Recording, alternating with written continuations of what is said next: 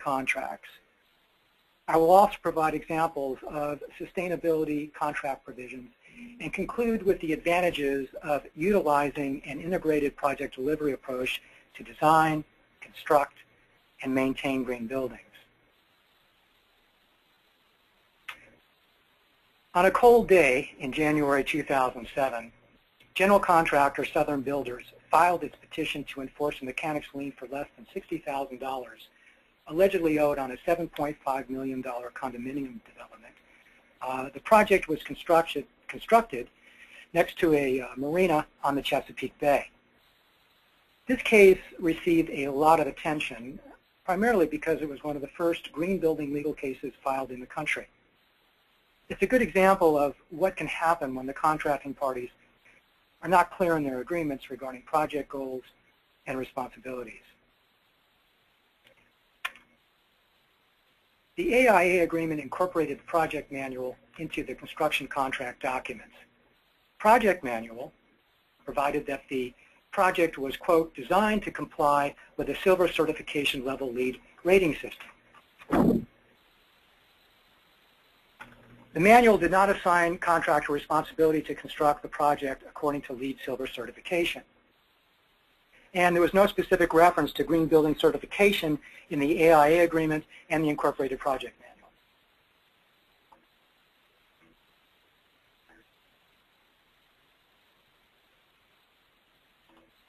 Okay. Now, let me just go back to this. The LEED rating was critical to the project because the project had been accepted into a Maryland Energy Administration program that provided an 8% green building tax credit. This case is an excellent example of green building projects raising the bar for builders and design professionals with respect to design and construction contract responsibilities. In addition, the case illustrates the economic consequences arising out of failure to achieve certification, in this case, a $635,000 tax credit which was lost. And also, it's important because it points out the failure, it points out how it's easy for the parties to overlook a basic thing with respect to responsibilities, in this case, certification.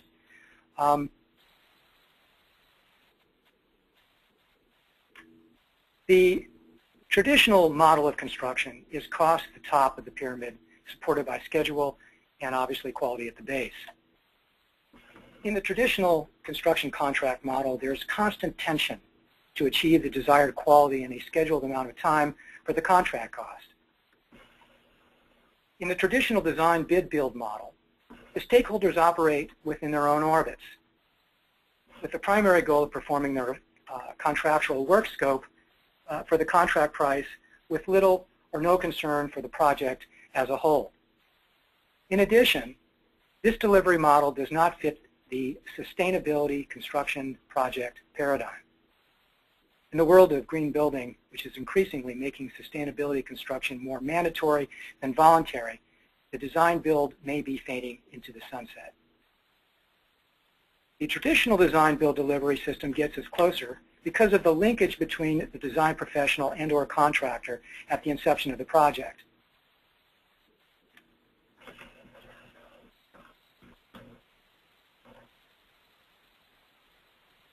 The sustainable features of green building contracts create a pentagon, unlike the pyramid in the traditional delivery system model. The pentagon is a collaborative model which recognizes the need to create additional design, costs, scheduling roles, and responsibilities among the project stakeholders. Collaboration replaces separation among the stakeholders who, with the project owner, focus on creating a quality building with the goal of achieving certification and or verification of compliance with state and local green building laws. The points in this slide do not include quality, which is always assumed. What is significant is the fact that in addition to quality and price, there are the added considerations pertaining to project sustainability goals. These considerations turn into legal obligations and risks which need to be specifically addressed in the contract documents.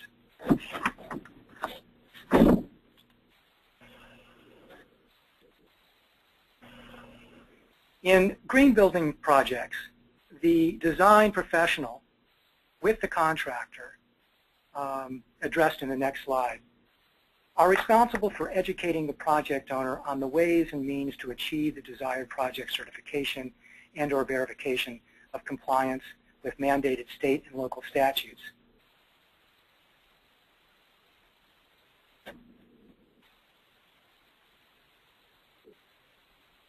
The major advantage of collaboration between the design professional, contractor, and owner during the pre-design and design phases is that the process affords the contractor the opportunity to provide input on the strategies and services associated with such things as scheduling production, better cost estimating, and systems evaluation.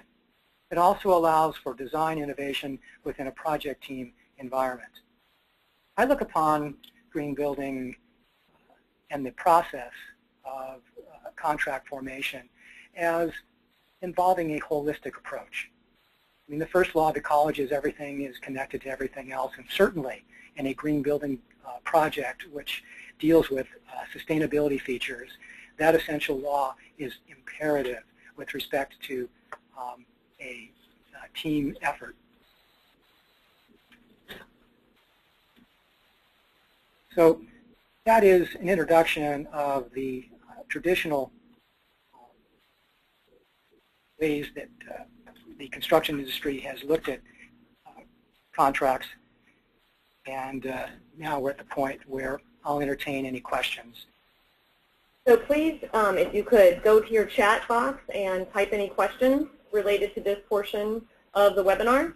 I will go ahead and read them to Mark to answer.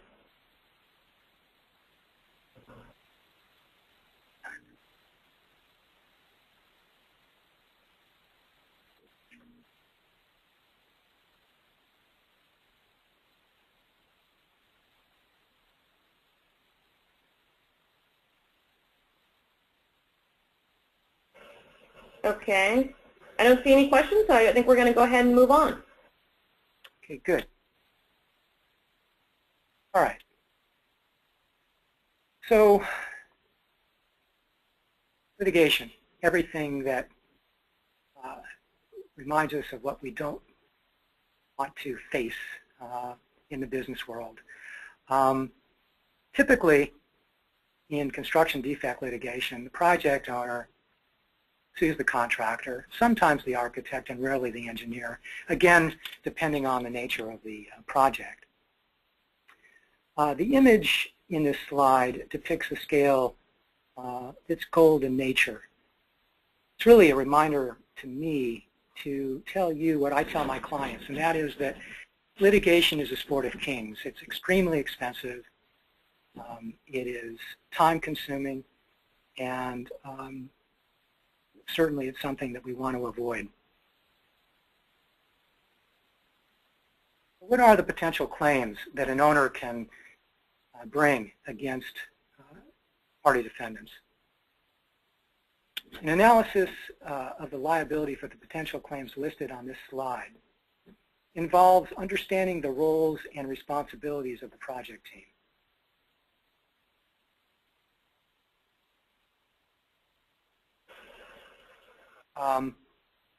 For example, typically the contractor is primarily responsible for the project construction and will be legally accountable for construction defects that cause damages due to negligence and breach of contract for not building according to specs and within industry standards.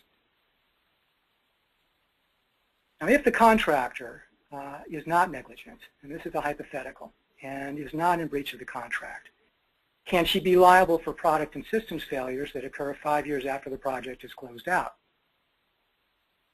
For all of those who think that she can, raise your hands.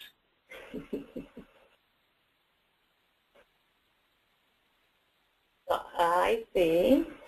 You can raise your hand through the Yes. I do see some hands raised. Uh-huh.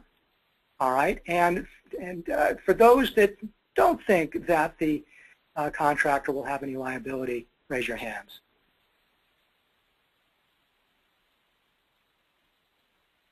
Before, I think I saw 3 hands raised, and now I see 3. Okay. Even. Well, the answer is the answer that we give as attorneys, and that is it depends. First of all, there is a 10-year statute for construction defects, statute of limitations, and certainly if that statute is operable in a particular case, the contractor can be sued, certainly within that 10-year period. But that depends on a number of things, which I'm not going to deal with in detail. But with respect to green building, really the question begs the question of who is primarily responsible for a system failure or a product failure. Is it the contractor? Is it the design professional? Is it a subcontractor? Well, the time to deal with those issues is upfront in the contract phase.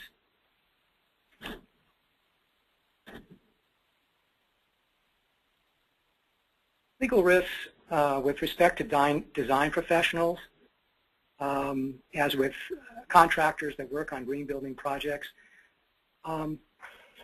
is that design professionals that deal with green building, and they know this, have a higher standard of care. That comes with the additional layer of sustainable features that go into a green building project. With respect to insurance issues, more specifically insurance exclusions, most E&O policies for design professionals have exclusions for warranties and guarantees.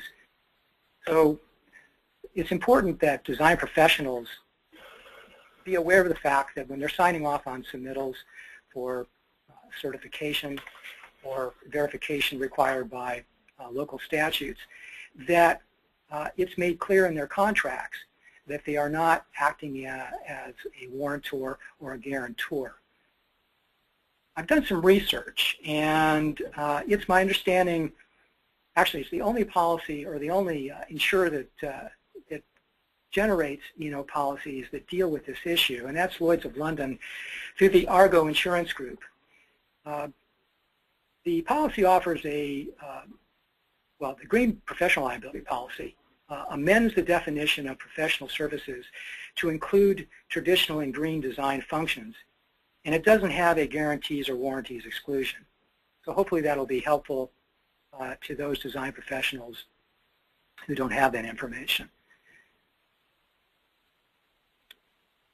With respect to legal risk and contractors, contractors are also faced with warranty issues associated with contractual obligations. To ensure that the sustainability features of the project will meet the criteria for the desired certification or required legal verification. Typically, the contractor is expected to assume these risks. The risk factors listed in this slide underscore the importance of defining in the contract documents the roles and responsibilities of the owner, design professional, contractor, and subcontractors. This entails a clear understanding of which stakeholder or stakeholders have prime control over the design and construction process. Plus, there's the added responsibility for post-construction building operation and maintenance. The first 2 points highlight the increased importance of the contractor, subcontractor, or contractual relationship in green building projects. Ultimately, the responsibility for project construction falls on the shoulders of the prime contractor, who depends on the subs to provide the requisite work, product, and materials. Therefore, it's incumbent upon the contractors to make sure that the subcontractors that they work with are well versed in green building construction practices.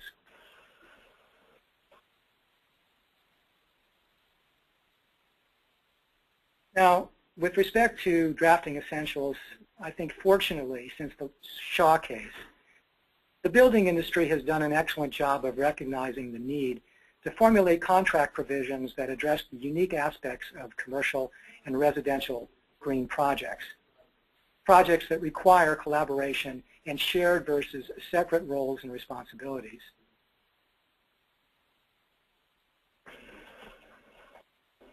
An example is the AIA Guide for Sustainable Projects, which identifies and examines important issues related to roles, responsibilities, and risks.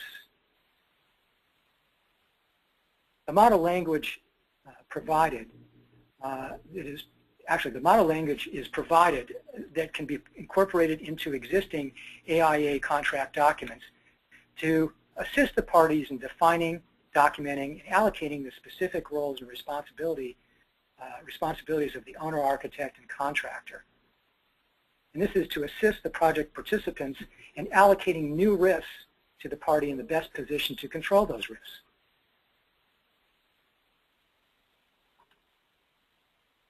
Another example of model contracts which can be used in green building projects are generated by the Consensus Docs 310 group of documents, and more specifically the Green Building Addendum. Interestingly, the Consensus Docs guidebook states that if you're looking for documents that are pro-owner or pro-contractor, you should not use these documents. I mean, as you may or may not know,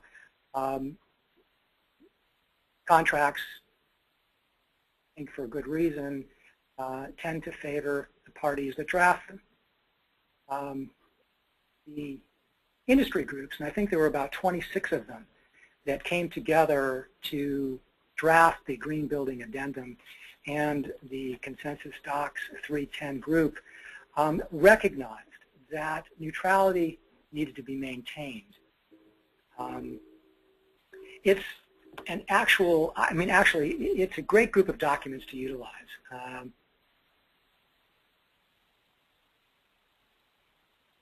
This is a watch out warning, and that is that relying on form contracts can be problematic. One size does not fit all.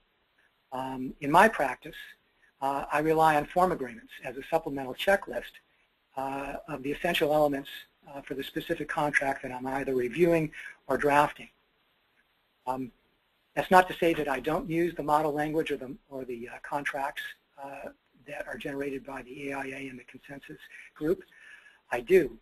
But I'm very careful to make sure that the specific project that I'm working on is, or at least the aspects of those projects are carefully considered in the construction agreements.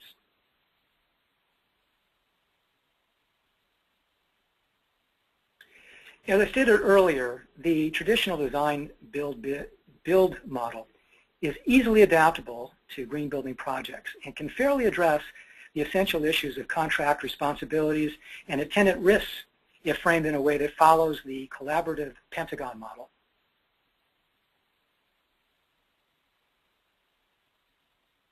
The integrated project delivery model integrates people, systems, and practices. And it does this from the beginning of the design phase. The intent with this particular delivery system is to increase efficiency and reduce waste. IPD creates the opportunity for the creation of a single agreement between the parties that places emphasis on achieving project goals through a collective network of collaboration. What's missing from this slide is the fact that IPD can also involve, and many times does involve, single contracts with linkages to the various stakeholders involved in a green building project. For example, the AIA provides a very good contract or good contract options involving the owner-architect and owner-contractor agreements, which incorporate the AIA general conditions for IPD. Instead of isolating the duties of the owner, architect, and contractor from each other, which the AIA refers to the stakeholders operating within their own silos, the AIA model creates a collaborative environment that integrates the duties of each participant with the activities of the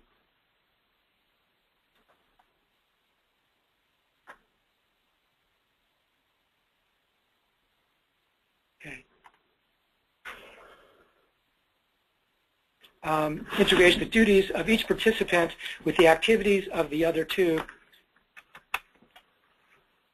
and describes them sequentially. Actually, I'm going to just go back to this. I'm just going to, it seems that we may have lost the connection to the GoToWebinar. I just wanted to check in with everyone, the audience, to make sure that you can still see Mark's slides. Raise your hand if you cannot see his slides.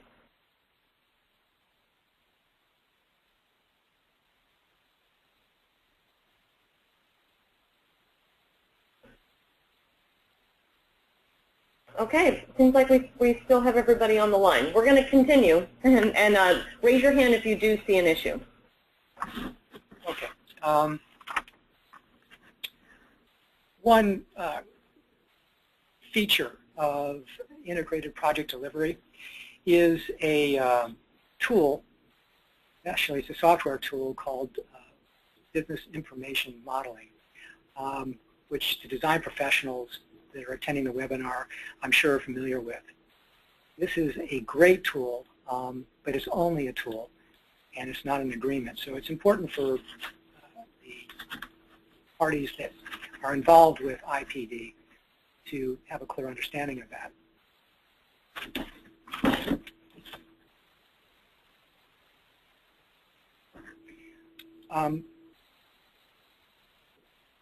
One of the chief characteristics of IPD is it allows for synergy between the owner, design professional, and the contractor. When people work together in a team to create a building that reflects the team's collective innovation and creativity, and then sees the actual construction become a reality, I think there's less risk of litigation. Green building contracts, like building foundations, are only as solid as the ingredients they are composed of. I think with careful consideration of people, place, purpose, and execution of the green building contract process, dispute resolution will occur in the meeting room and not the courtroom. Okay. We're going to go ahead and take questions at this point before we move on to Maureen's presentation. So does anybody have any questions for Mark? I did see one question. Let me get to that.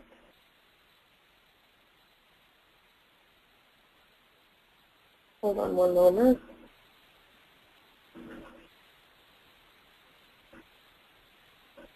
I'm not sure why. We have a question from Holly. What AIA contract would you recommend? Well, it depends on your project.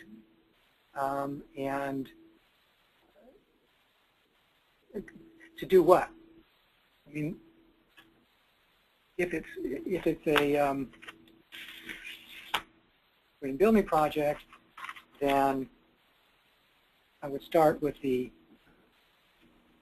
AIA D503-2011 Guide for Projects, actually Guide for Sustainable Projects as indicated in the slide.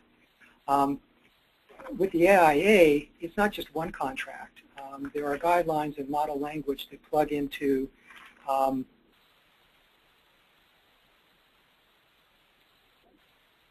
contract between the owner and the contractor, as well as the contract between the owner and the architect.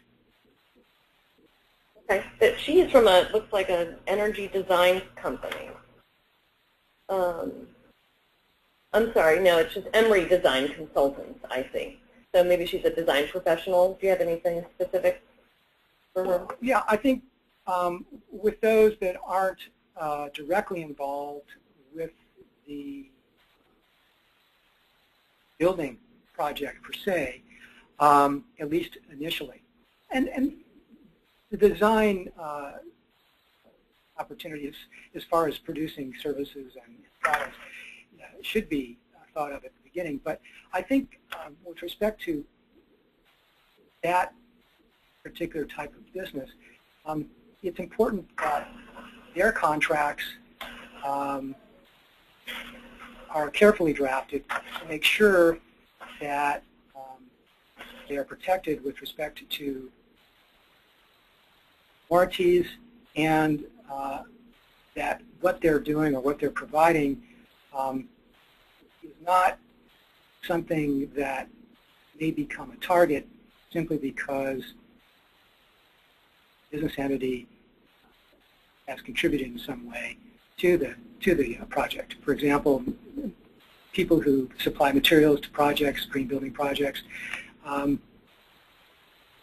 typically provide the materials, and they don't enter into independent contracts. But with this particular participant, obviously she's involved in a business which provides products and services. And so, the advice is, as I stated in the beginning, is to be careful with respect to your particular needs. Okay. So if there are any other questions for Mark, then we're going to go ahead and switch modes into the green marketing piece. Any more questions for Mark before we move on?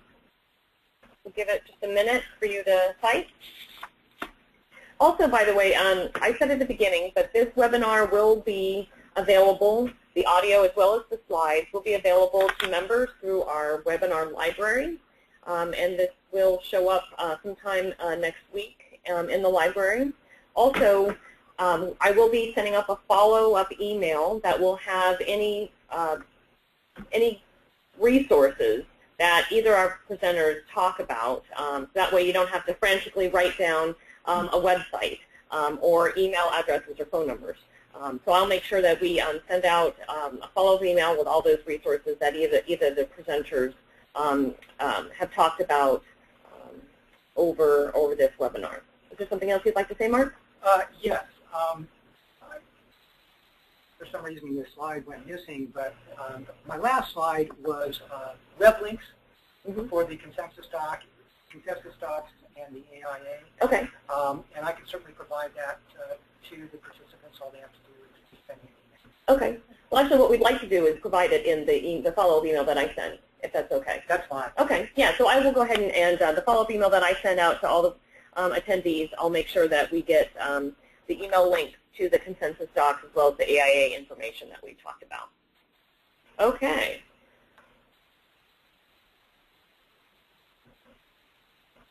We're going to go ahead and get started. I want to introduce to you all Maureen Ladley. She has been with us before, and now I'm trying to find her information.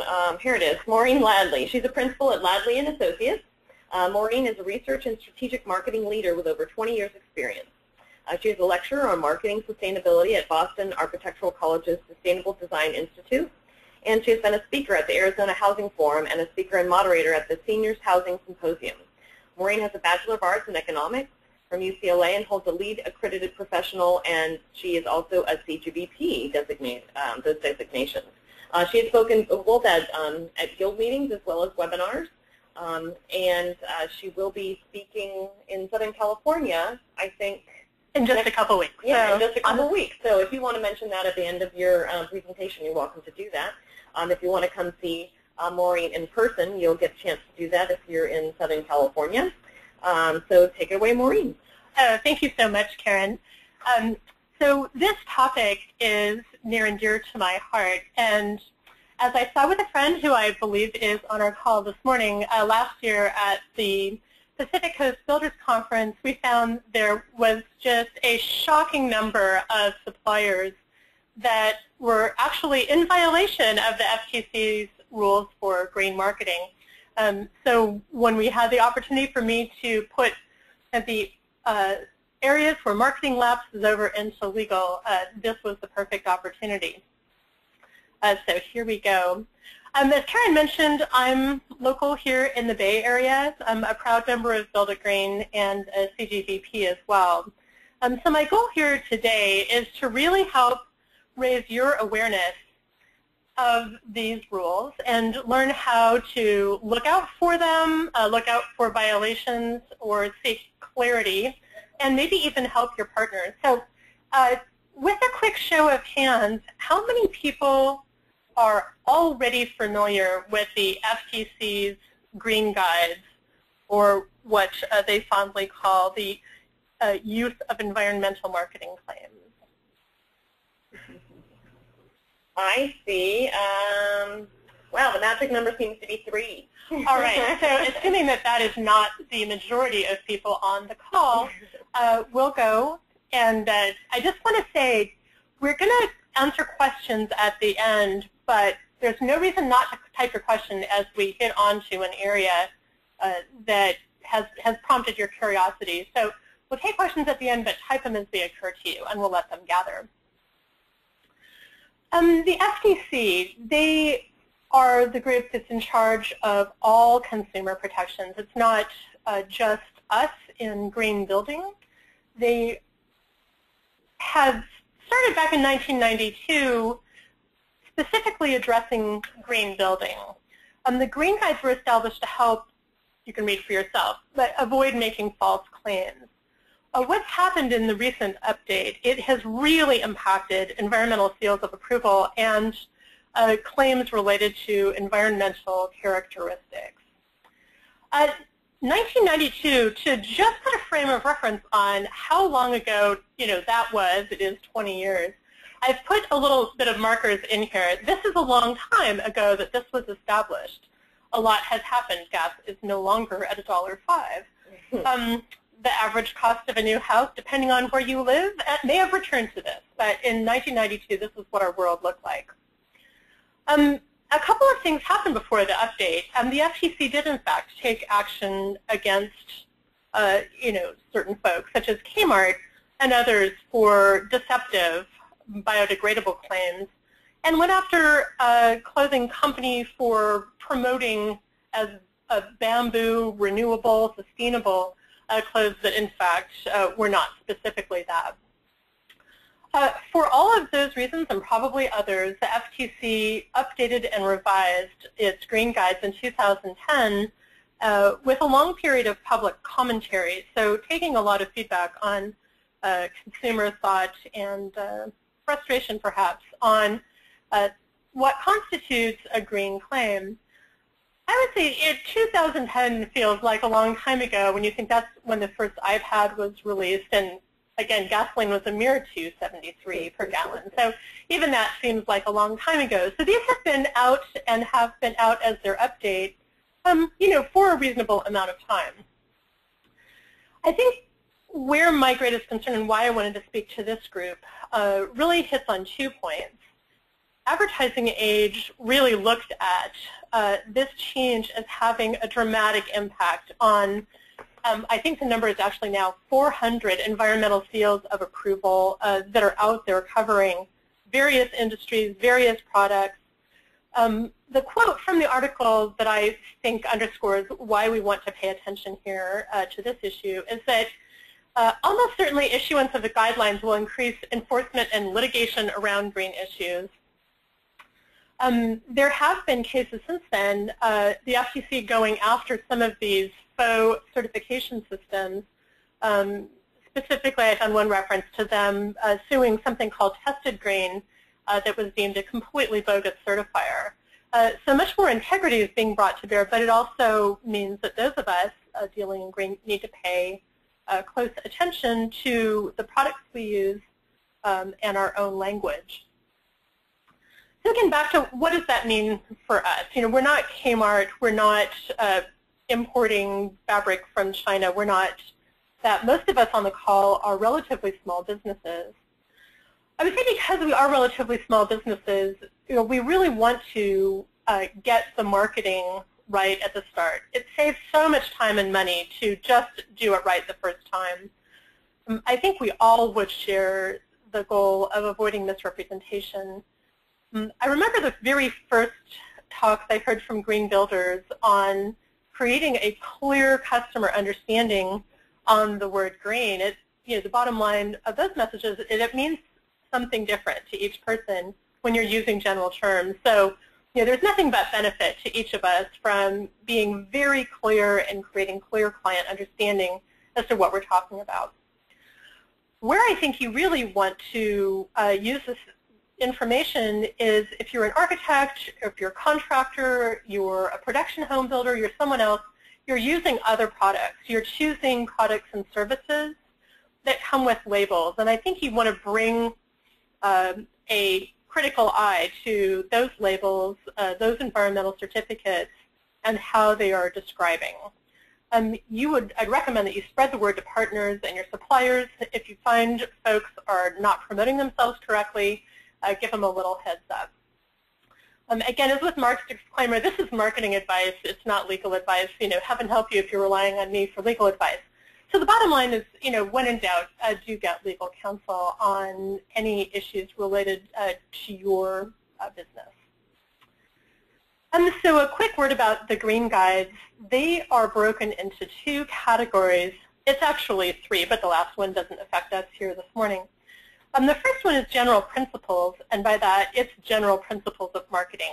It addresses the things that marketers love to get up to with making exciting claims of new, improved.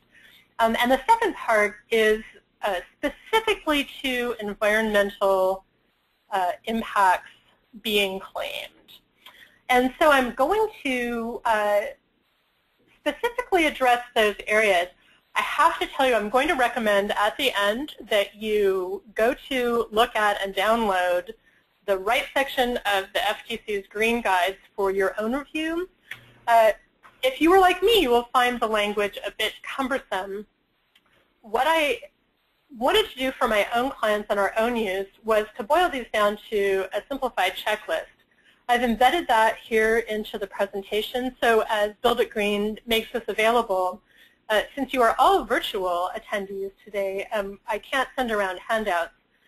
So forgive the violation of the prime directive on PowerPoint of putting lots of words in a few of the slides, but it's really meant so that you can have the slides and my distillation of a checklist all at the same time. Do take those and make your own checklist on something that's understandable and easy for you and your team to use. So that said, let's talk about the things marketing directors get up to. Under the general principles section, they address the qualifications and the disclosures, the distinction between, are you talking about a product or a package, just how much of an environmental attribute and you can claim. And when marketers say new and improved, now 10% more recycling, they want to know compared to what. Here is that portion of the checklist. So when you're talking about the qualification or disclosure, they really want to know that your text is legible, that it can be read, it's by whatever claim you're making. The distinction between product, package, service, if something says recyclable, which component of it are you talking about? Marketers love this situation where you were 2% recycled content and now you're 3%, 50% more. They want you to keep that in context. That's still pretty insignificant at the end of the day. So that would not pass muster for, is this a significant environmental impact? And in a comparative statement, if you're saying, now new and improved 10% more, they want to know then what, your last package from leading people in the marketplace. Most of this is, this part of the checklist is a position to reduce exaggeration, which has been the lifeblood of marketeers since the dawn of time, certainly since the time period represented by Mad Men, and to reduce ambiguity for consumers.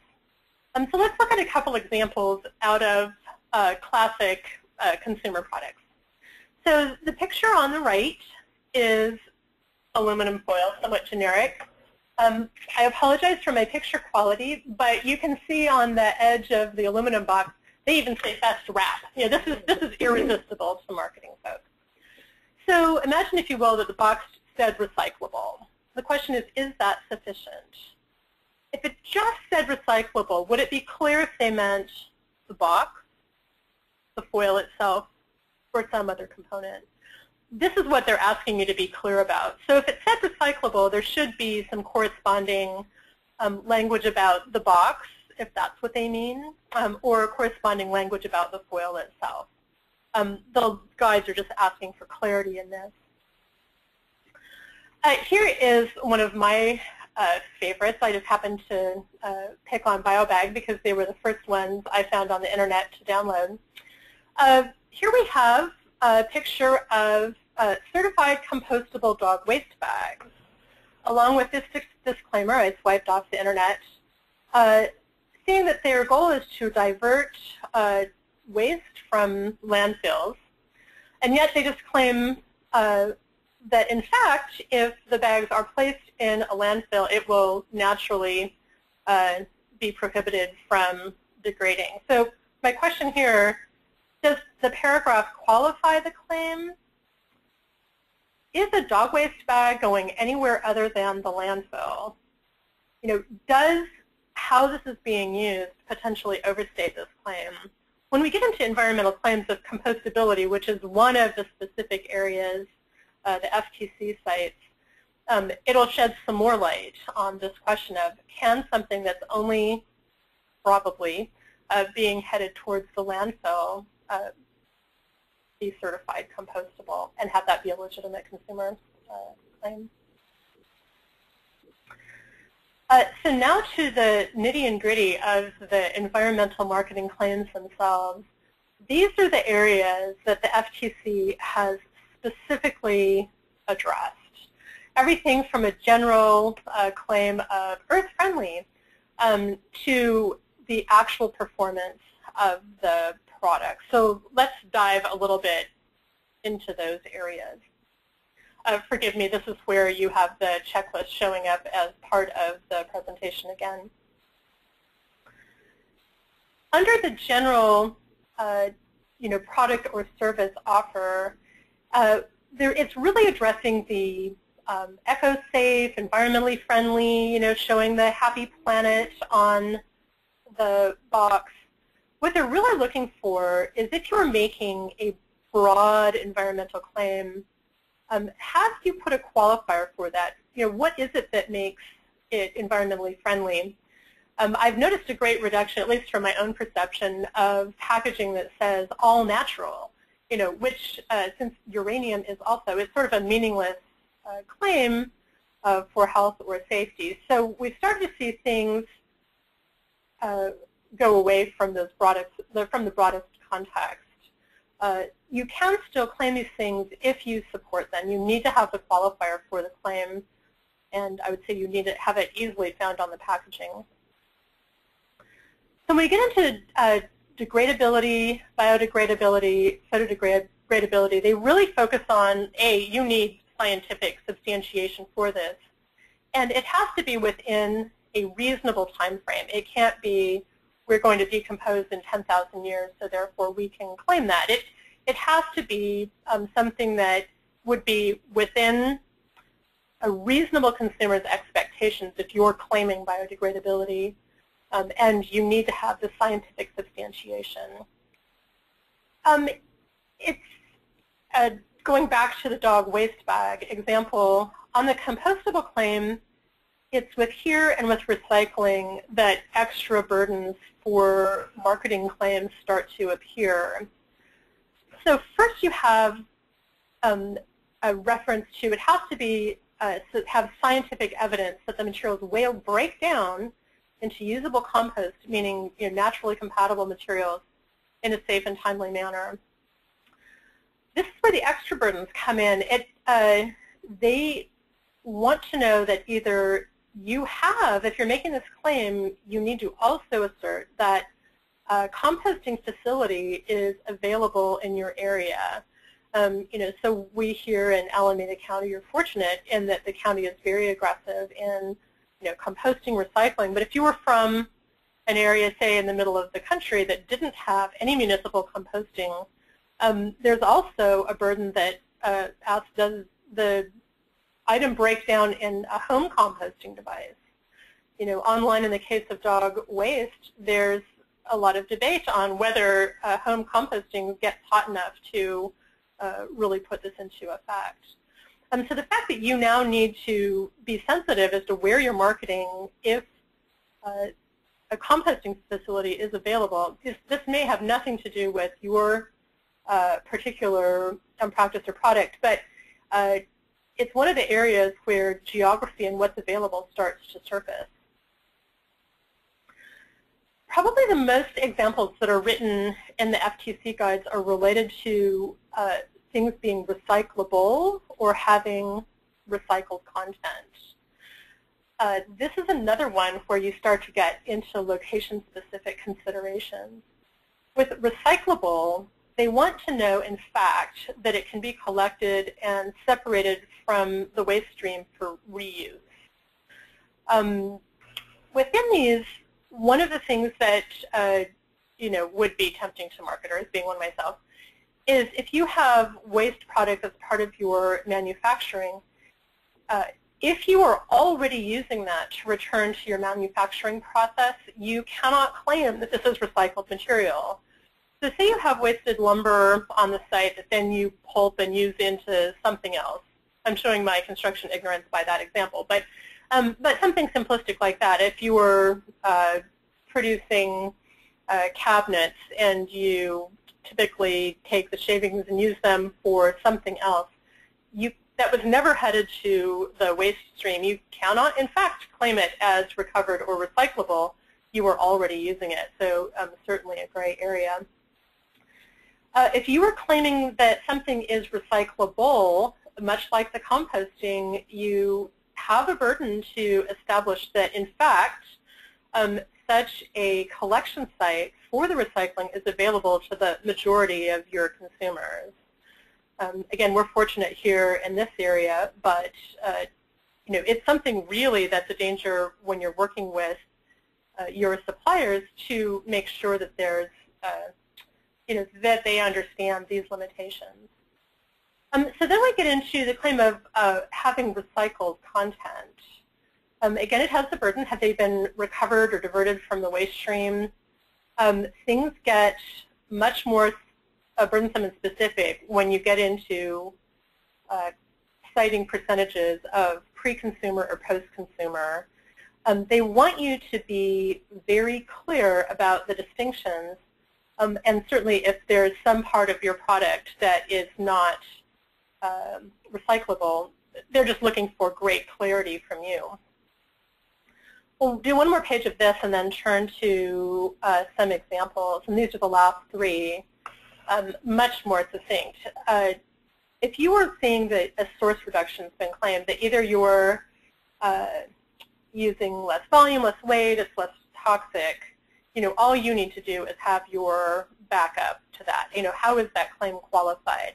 10% less packaging. Less packaging than what? They just want you to complete that thought. 50% less volume, than what? Another example that has a location consideration to it is the refillable package claim. If you're offering refillable packages, that which you use to refill the package must be sold in the same area. You can't make that claim if you can't find that in the area, or if they're saying, oh, you could use this bottle again, that you can't label it as a refillable package. And then the very last point that they make is if you're claiming ozone safe or ozone friendly, you would need just to substantiate why that would be true. So let's look at some examples. And I haven't picked these for any reason other than they were some of the first that came up in my web searching. So these examples weren't picked either because they're good or bad, but I thought they were good illustrations. So the first I came across was looking at insulation with an ecological claim. Now here we have a product from Owens Corning. And I've picked some of the disclaimer information about this product that came from their website. So they talk about the sustainability benefits, and this is their EcoTouch attic insulation. They're claiming that it contains 99% natural ingredients with a footnote. Certified to include a minimum of 58% total recycled content with a footnote, and it's formaldehyde-free. So I would say that, in fact, they've offered some additional information, however you feel about this particular kind of insulation. They have, it seemed, qualified their claim and say right here that it's been certified by scientific certification systems to have this level. So they're citing their scientific basis, and they're citing what's in that by weight. So I would say in this case, there's a reasonable case that they have qualified their claim, the claims that they've made of environmental consideration. Here's something I found on the web, NewTek shingles made from 100% recycled plastic. This is the only information that they offer up. When you're 100% recycled, the burden is a little bit less. Is it qualified? Perhaps. It's sourced from China. They don't talk about what else is in the additives, the colorings, the UV inhibitors. So I would say in a case like this, they're not technically in violation. I would bring healthy skepticism. You be the judge. And here I have a claim of 100% recycled EcoStud from BioLead Lumber. They have a lengthy description and no further description of where that recycled came from. EcoStud's own website simply states that they're manufactured with 100% recycled plastic. Honestly, if I were the marketer, I would probably, because I think it would share a little bit more information about where that came from, how things are diverted. So does it comply? It says it's 100% recycled. It probably does. If I were writing copy for them, I would include some more links to where that might explain. So we talked a little bit early on about the greatest impact on on labeling, what constitutes a label. So this is something I found in the exciting world of clip art, 100% eco-friendly. We used to see this kind of certification all the time. Is this qualified? Absolutely not. There's nothing here that says, what makes it eco-friendly. Simply having a claim of eco-friendly is not your friend. This is completely counter to, this is, I think, in fact, why the green guides were updated and established. What does eco-friendly actually mean? It doesn't mean anything. It is open to interpretation. No reasonable consumer could decide what that means. And in fact, they would be right to assume that you'd done your due diligence. So, eco-friendly, we could guess at what somebody might mean by that. But that's really what the green guides are about, is removing the ambiguity. So this is really where, the well-established third-party endorsements and third-party rating systems are your friends. These are organizations that have put a great deal of study, thought, and effort to make their labels meaningful. And so when you're working with partners and suppliers and they're making green claims, it's so much more helpful to you to know that they're working with well-established organizations of long standing, rather than the fly-by-night, eco-friendly or, something else without that substantiation.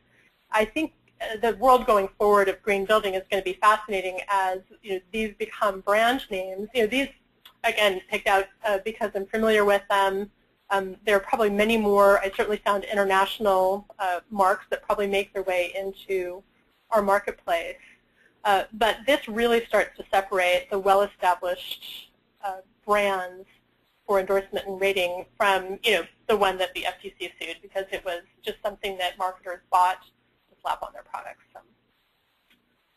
So. More information, as I mentioned, in the checklist that you'll get, I encourage you to download the FTC. It's Part 260. So yes, there's a long, hideous website that goes with that. Much simpler if you can't wait and you want to go look at it now. FTC.gov, and you can type in green guides, and it'll take you to Part 260. The language is cumbersome, but once you start to boil it down and look at it, use the check sheets, edit it to make it usable for yourself. I think as small businesses, our primary concern, and certainly the primary concern I bring in working with my clients, is I don't imagine the FTC is ever going to get around to looking at businesses of our size. But certainly if we misrepresent ourselves to our customers, I think that's our greater danger. And in fact, I think we have a great benefit of being very clear when we're working with customers. So that said, if any of you had any questions as you were listening to this or thinking about it, please type them, and I'll attempt to answer them here. Thank you. I think that's a good point that you made last, where about the attendees on the call making claims, as well as, I'm sure all the attendees have had to look in their business and personal lives at products themselves that they want to use in the home, and trying to decipher, what one installation is more green than another, and trying to figure that out with all the claims that they make on the product and packaging. I think that really was one of the motivators. I'm not privy to why the FTC chose right then to go ahead 20 years later and update green. I think it's related to the growth and interest in green products. Certainly it's an area, you've seen tremendous growth. 20 years ago, I was thrilled to find that my camping soap had, a biodegradable claim, begging the question, why doesn't the rest of my soap have the biodegradability? But I think it's the growth in this product area and the money from consumers that can be earned in this product area that probably pushed for greater clarity in helping consumers understand, in fact, what it is that they're purchasing. Yeah, great. So any last questions for Maureen before we move on? All right. I'm going to switch gears here. There we go. Okay. We can also open up questions to any last questions that anyone thought of for Mark as well. We'll take a couple minutes to let you type in if there are any, and then we'll go ahead and finish up.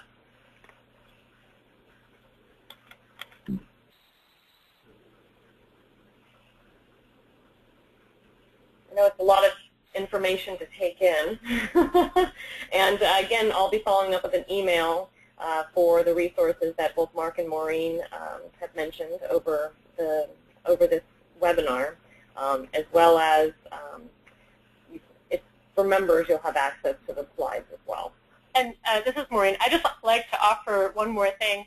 If anybody comes across a product or other offering that you find especially egregious, I would love it if you would send it my way so I can start to have a collection of companies that are still not quite up to speed on the rules of green marketing. Yes, go ahead, Mark. Yeah, I want to just follow up on the one question I received regarding what contract should I use. And what was the attendee's business? She was, I think, a design professional, Holly. Design, oh, a design professional. Design professional, yes. Okay. I think that's, from what I can tell for her company, it says Emery Design Consultant. Okay. Well, really, in order to answer that question, I would need more information, quite frankly, as far as what contract group fits better or best with her particular design services. Okay. But again, I would encourage her to look online, and I'm going to provide these links to the consensus docs and the AIA. Okay, great. Okay. Well, no questions. So I think we're just gonna finish up here. So I thank you for attending today, and I hope you'll join us for the next webinar. It's on universal design, and the Mark Mendelson is from Universal Design Specialist is going to talk about how he incorporates universal design in many of the projects that he does. And in fact, he has the name of the title of the webinar is such because he is actually saying that he has too much business and that the aging population is in need of many of these specific design choices when they are remodeling or buying or building new homes. And he thinks this is a great opportunity for you to expand your businesses and to a different area, just like green building is. And he is wanting to share that with all of you. So we'll be doing that on Wednesday, May 23rd from 11 to 12:30. And the registration is open as of a few days ago. If you'd like to go ahead and you can register now.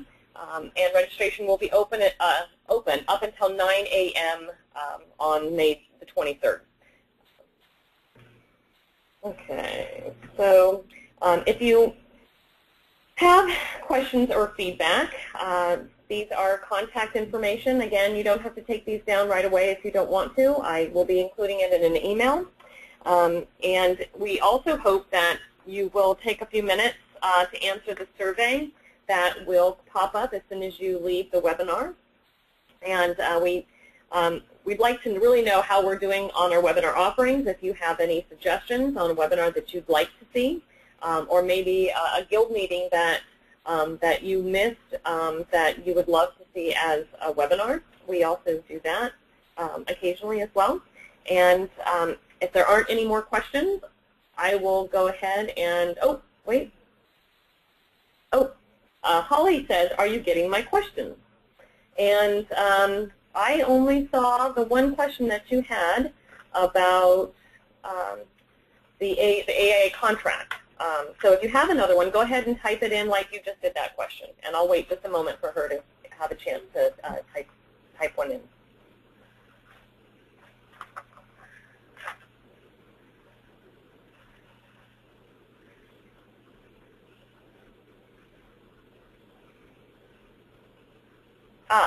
She says, I am a design builder and a rater. How do you assign liability, Mark? Well, that's a good question. I think raters have to be, well, let me back up. How do I assign liability with respect to a rater? Obviously, the possibility there, or the potential risk for raters, is, I think, the conflict issue. If the rater is retained by a contractor as opposed to the homeowner, let's say to verify a project, it's important that your capacity as a rater, that you cover in your contract the fact that you wear one hat, and that is the hat of objectivity, that really the metrics that you rely on are set and established, and you have no control over that. I don't know if that really answers the question, but I'd be more than happy to discuss this with you if you give me a call, if you send me an email, so I can provide you more detail. And also, if you send me an email regarding, some more information regarding your business, I can help you with respect to the AIA contracts that you were asking about. Oh, and there's a suggestion. She says it does. Thank you, Mark. There's also, offline, I'm going to go ahead and give Maureen a suggestion about a soap dispenser, talking about sustainability. So thank you for that comment, Holly. And I think that brings us to the end of our webinar. Thank you again, and we hope to hear from you next month. Bye-bye.